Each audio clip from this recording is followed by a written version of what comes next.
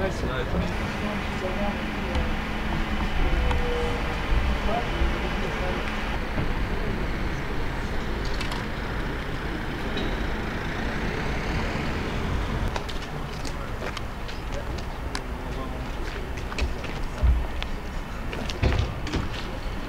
hors classe Marc Vermeulen, directeur départemental du service d'incendie de secours du Val d'Oise.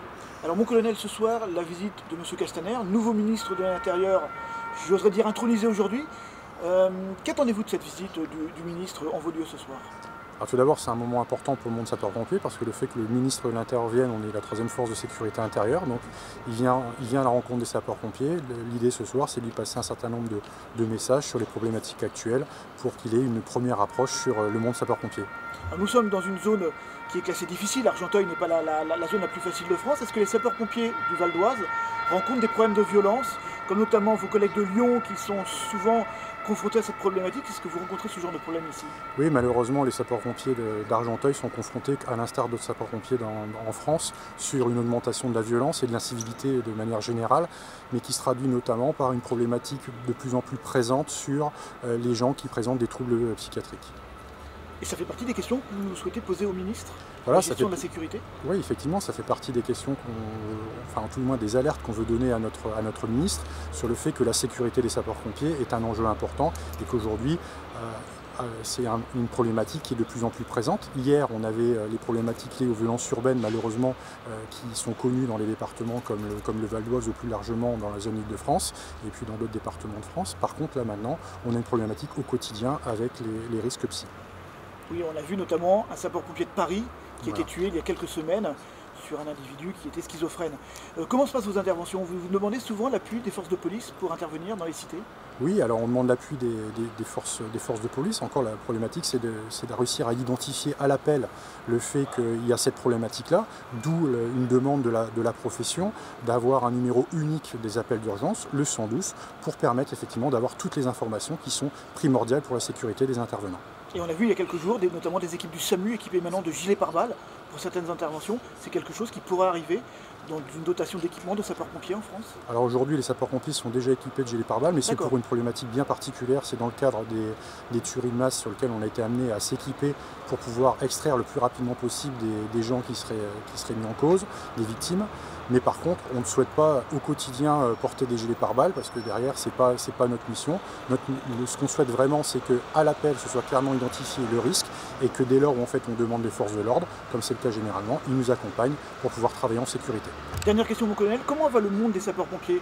On sait que la crise est latente chez la police notamment, il y a beaucoup de revendications, beaucoup de colère. Comment ça se passe dans le milieu sapeurs-pompiers aujourd'hui?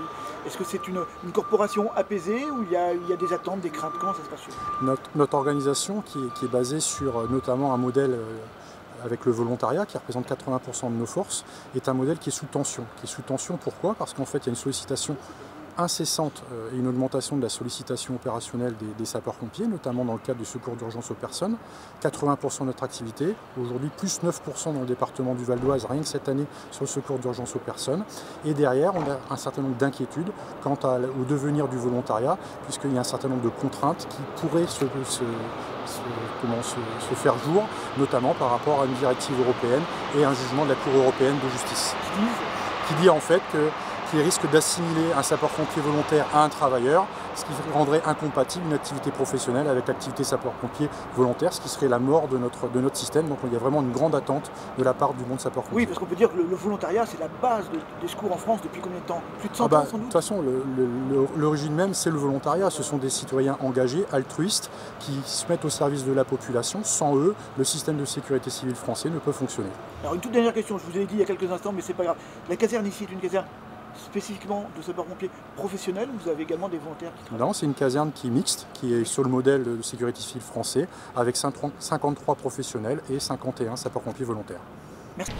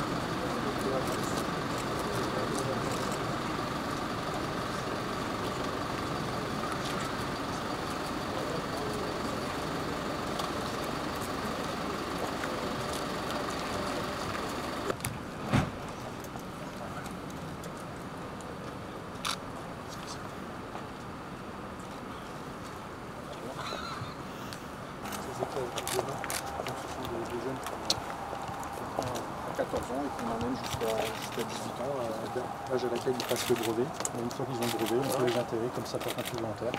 C'est un vivier important pour notre volontariat. Bon. Voilà. Donc, un message pour les JSP, merci d'être là et vous dire à vos parents que c'est la faute du ministre de l'Intérieur que vous touchez aussi tard. Parce que normalement, vous êtes censé être moins mobilisé à cette heure-là, mais voilà, je vous remercie, c'est important que vous soyez présents.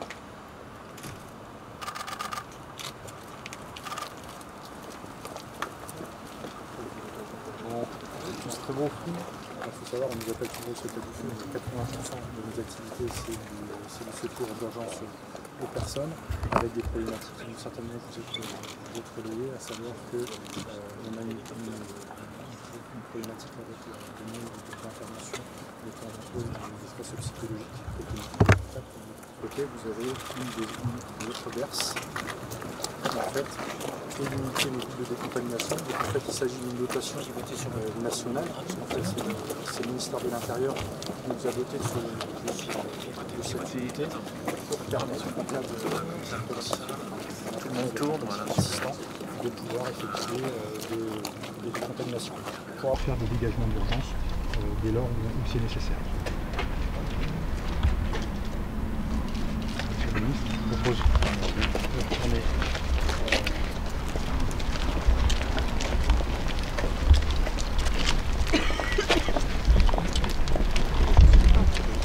D'abord, merci de votre présence à l'heure qu'il est un peu tardive, mais nous avons souhaité, avec le secrétaire d'État, terminer cette journée qui nous a permis de rencontrer les policiers, de rencontrer les gendarmes, de rencontrer les pompiers ce soir. Parce que notre dispositif de sécurité au sens large en France est composé de ces femmes, de ces hommes qui, dans différentes fonctions, garantissent la sécurité des Français. Les pompiers, vous savez, c'est un engagement total. Aujourd'hui, évidemment, nous pensons à ce qui s'est passé dans l'Aude.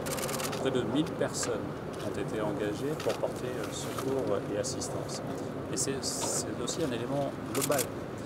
Je vais vous confier une expérience personnelle que j'ai hélas vécue.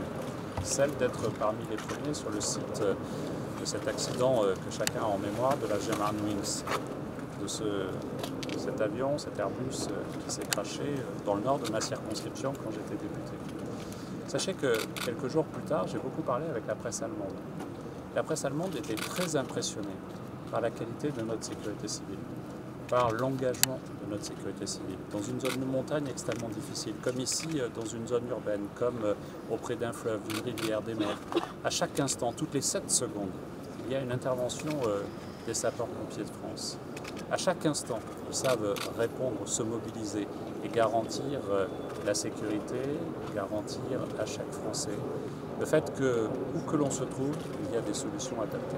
Ça se construit à la fois sur l'engagement des professionnels, mais aussi sur cette typicité assez française de l'engagement des sapeurs-pompiers volontaires. Près de 195 000 femmes, hommes, partout en France, garantissent ce magnifique système de sécurité civile.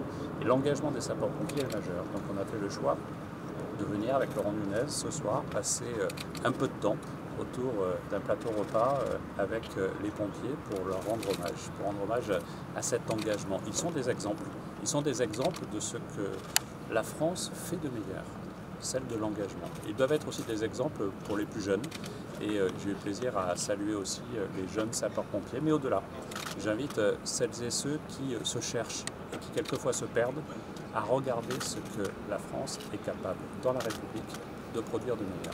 Merci beaucoup. On a une question parce que je veux qu'il soit installé avant.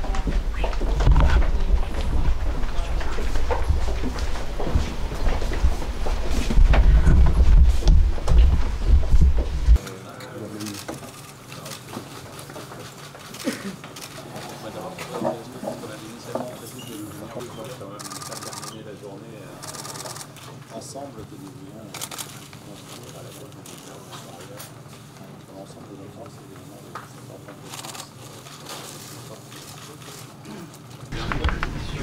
de On y va s'il vous plaît, merci.